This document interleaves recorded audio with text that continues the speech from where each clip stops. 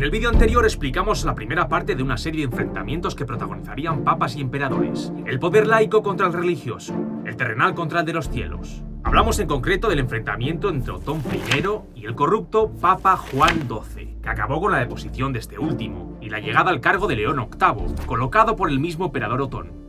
Dijimos también que a su papado se le atribuye el Cessatio Donationum, documento que confirmaba la renuncia del papado a las tierras cedidas por Carlomagno y sus sucesores, un siglo atrás. Pero un siglo después de la coronación de Otón, el documento sería objeto de debate. Esta es la parte 2 de papas contra emperadores. Los protagonistas de esta segunda parte, Enrique y Gregorio.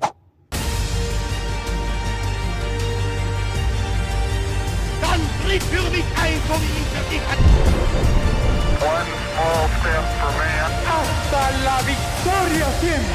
The greatest nation on earth.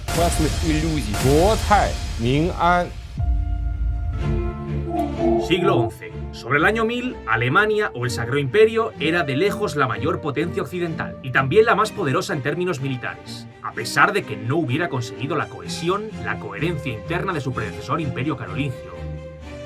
Los otónidas, que como indicamos en el vídeo anterior gobernaban el país durante el siglo X, lo hacían desde su centro de operaciones en Sajonia, al norte de Alemania, pero de forma poco eficaz, ya que la abrupta orografía alemana, poblada de densos bosques y escasa además en calzadas, dificultaba mucho el control sobre el territorio.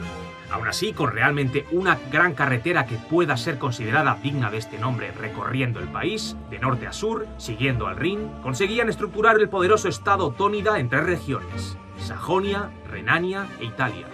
Pero después del año 1024, una serie matrilineal de herederos sucedió a los otónidas en el trono alemán, la dinastía Salia.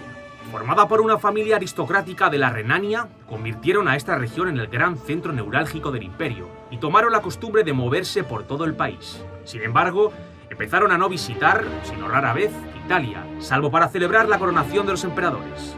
El imperio comenzó a poco a sentir los efectos de la distancia que la separaba de Italia, que quedaba casi fuera de su control.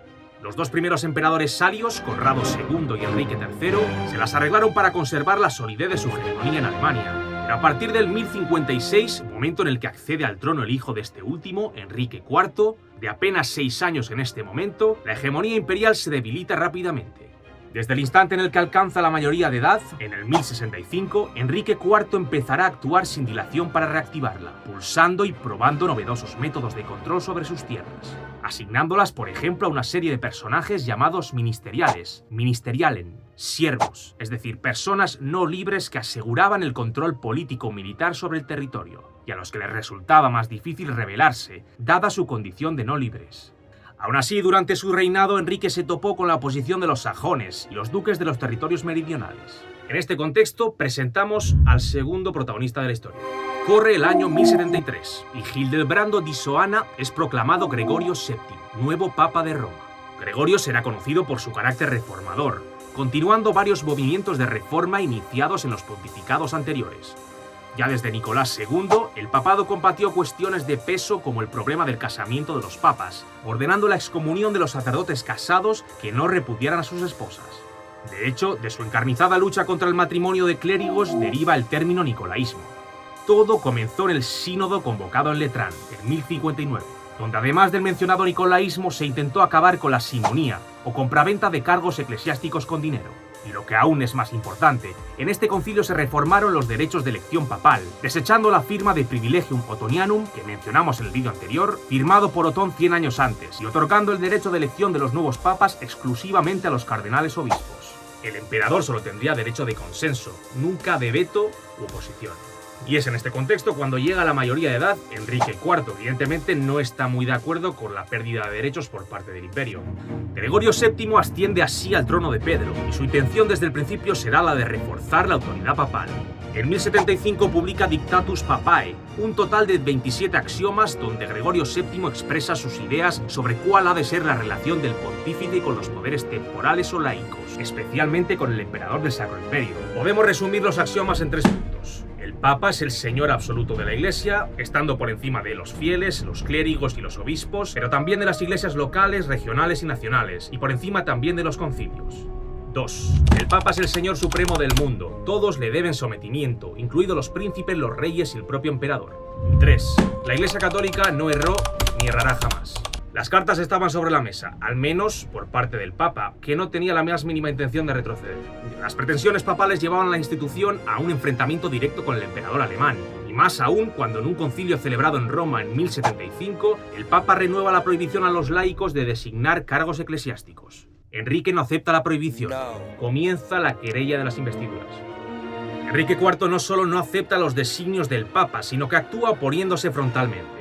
El emperador siguió invistiendo a obispos para cubrir las sedes vacantes en Alemania, y lo que fue más hiriente para la sensibilidad de la Santa Sede, nombró al arzobispo de Milán, cuya población había rechazado al designado por el Papa.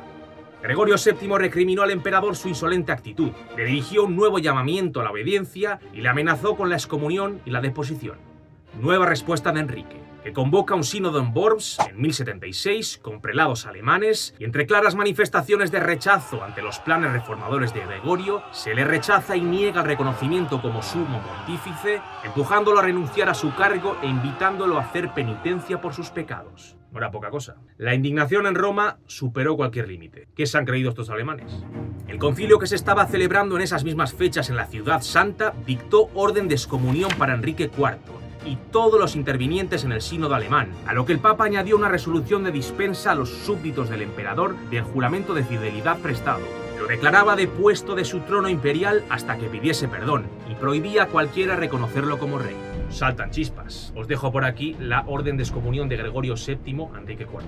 Oh bienaventurado Pedro, príncipe de los apóstoles, inclina, te rogamos, tus piadosos oídos a nosotros, y escúchame a mí, que soy tu siervo. Por tu gracia Dios me ha dado potestad de atar y desatar en el cielo y en la tierra. Basándote en esta confianza por el honor y defensa de tu Iglesia, en nombre de Dios omnipresente, Padre, Hijo y Espíritu Santo, por medio de tu potestad y autoridad, quito al rey Enrique, hijo del emperador Enrique, que se sublevó con inaudita soberbia contra tu Iglesia, el poder sobre todo el reino de Germania y sobre Italia. Y libero a todos los cristianos del vínculo de juramento que le hicieron o le hagan, y prohíbo que ninguno le sirva como a rey. Con motivo de la publicación de la bula de excomunión contra el emperador, la nobleza opositora logró convocar en Tribur la dieta imperial con la manifiesta intención de deponer al monarca, a Enrique IV, aprovechando además que los rebeldes sajones estaban de nuevo en pie de guerra. Enrique estaba en una situación comprometida. Ante el peligro de que el Papa aprovechara esta reunión para imponer sus exigencias y amenazado además de deposición por los príncipes si no era absuelto de la excomunión, Enrique IV decide ir al encuentro del Papa y obtener de él la absolución. Era una auténtica humillación, pero el emperador no tenía otra opción. A principios de 1077, el Papa es advertido de que Enrique viene de camino a Italia, y cuestionando las buenas intenciones del rey, el Papa busca rápidamente refugio en el casi inaccesible castillo de Canosa, cerca de Parma. Pero Enrique no venía encabezando ningún ejército, su intención era realmente la de pedir perdón, y así levantar la excomunión que tanto le pesaba. Tras retrasar el encuentro por más de 3 días, el Papa se ve obligado a aceptar las disculpas y levantar su castigo, sorprendido ante la actitud de Enrique, que se cuenta esperó durante días en la entrada del castillo, descalzo y tapado con una humilde capa. El perdón parece un bonito final para la pelea, para el conflicto entre Gregorio y Enrique, pero a la pelea le faltaba un último asalto. Al regreso de Enrique a Alemania, los partidarios de su cuñado Rodolfo de Suabia, reunidos en Forchheim, Baviera, proclamaron nuevo emperador a Rodolfo.